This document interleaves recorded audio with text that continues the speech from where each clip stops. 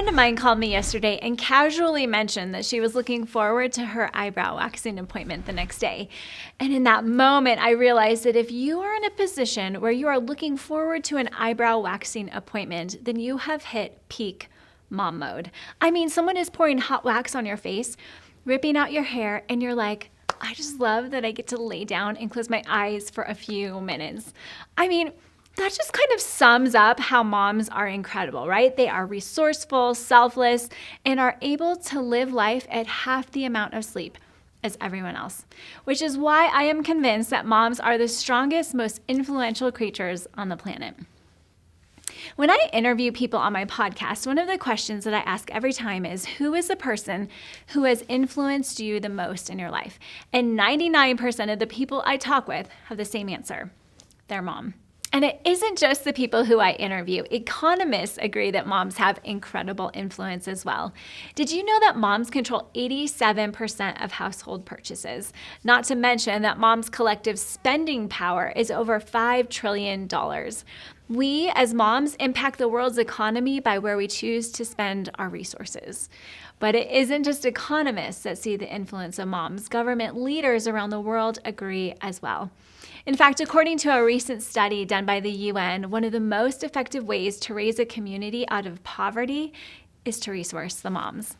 In addition, if you want to increase a country's GDP or lower their country's proclivity for war, the best way to do that is to put moms in a leadership position in government. In addition to economists and governments, major brands are even starting to believe in the influence of moms as well.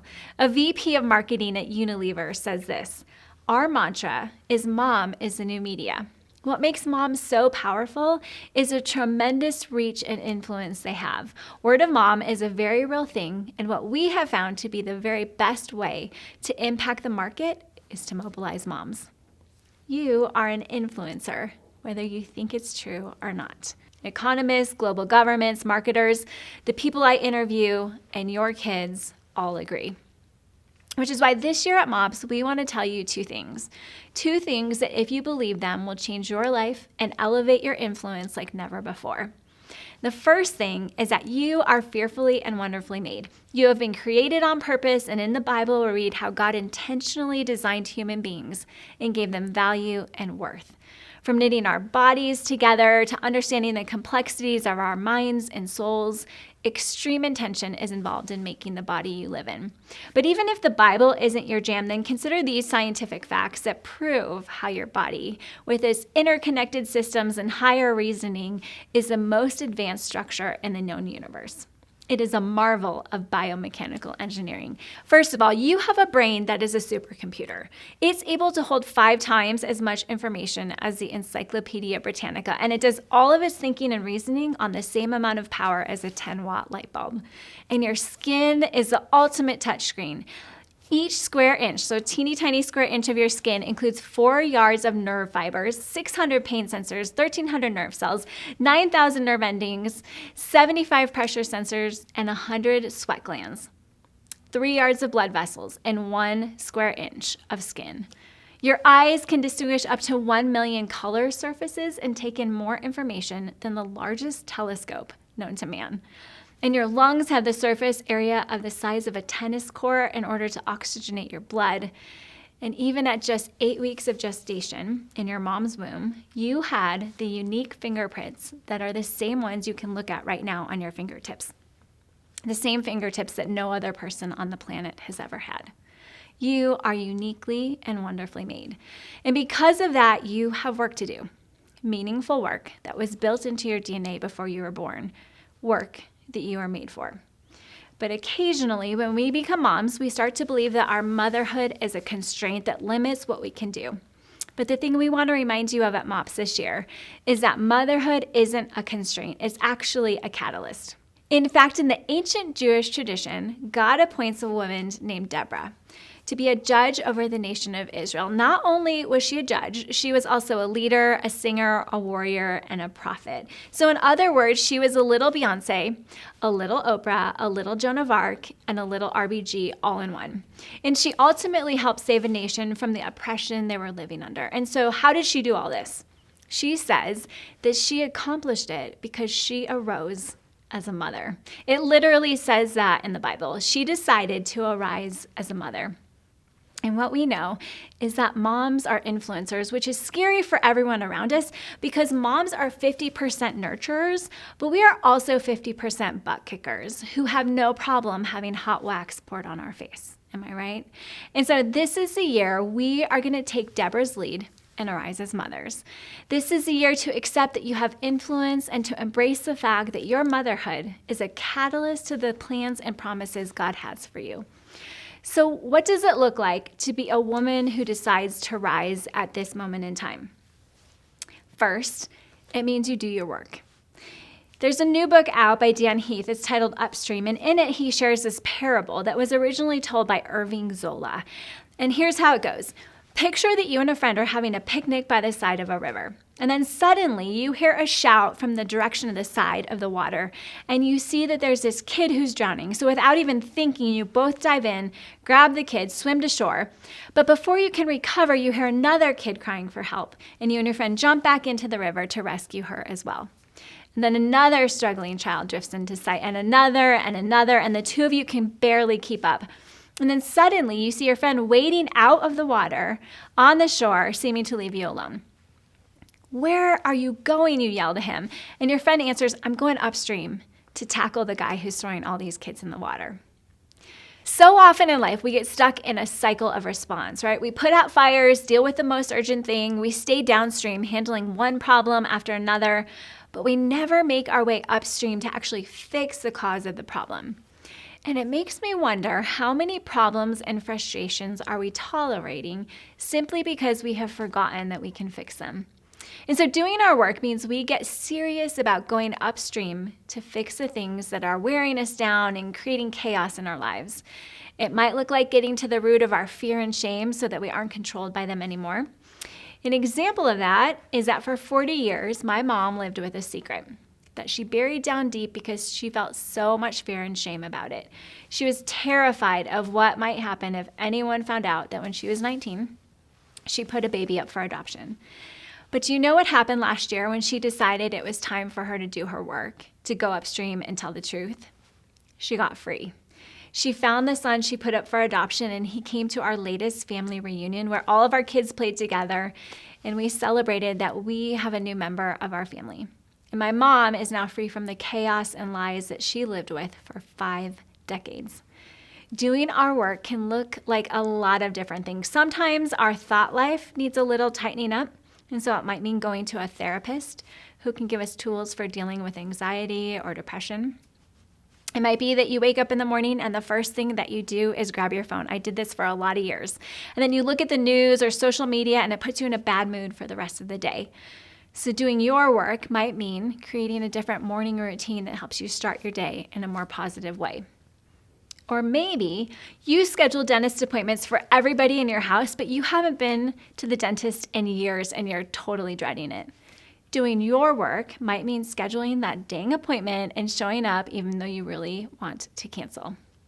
Doing our work means we stop trying to skip the struggle because deciding to rise isn't about doing what we want. It's about doing what we need. It's about making the daily choice to do what is best instead of what is easiest. Things like staying on top of your finances, eating healthy foods, studying hard, scheduling a doctor's appointment, getting honest about the things that are causing chaos in our lives, creating meaningful friendships. Doing our work isn't necessarily glamorous, but it is an essential part of deciding to rise up. The second thing that we're going to do this year is chase joy. Now, joy is totally different from happiness. Happiness is based on external things that happen to us, things we might not be able to control. But joy is an internal decision about how we're going to respond, because we might not be able to control our circumstances, but we can change how we react to them. Actively practicing joy is how we fight discouragement. It's how we resist the urge to complain, accuse, or get offended. It is a gladness that's not just reserved for happy moments, but also for hard days that come our way. Joy creates a sense of well-being and contentment, and not to mention that sociologists say it's one of the top 5 most contagious emotions. So if we want to use our influence for good, joy is one of the most magnetic and contagious forces in the universe, something that people can't help but notice, especially the ones who are looking up toward their mom. So here is one way to practice joy and spread it to your family. So when you're seeing your family after being apart, maybe it's you're picking your kids up from preschool, or your husband or you are walking in the door after a long day at work. One way to cultivate joy is to put a smile on your face and to act like you are elated to see everybody. It doesn't matter how your day went or what you're doing next or if you're hungry. For the next 2 minutes at least, pretend that you've been looking forward to seeing them all day. Now, I know what you're thinking. That seems like a cheesy, tiny thing and hardly an earth-shattering revelation. But your attitude can set the tone for the rest of the day just by how you greet them. So really, it's not tiny at all. It's a huge deal because you do it every day. And there's a ton of research out there that says if you can infuse joy into the little things like greeting your family, that joy will transfer into the big things as well. Lastly, the third way to decide to rise is to get strong mentally and physically. To own the body and mind you've been given and build muscle and mental stamina so that you can do all the things that God is calling you to do with confidence.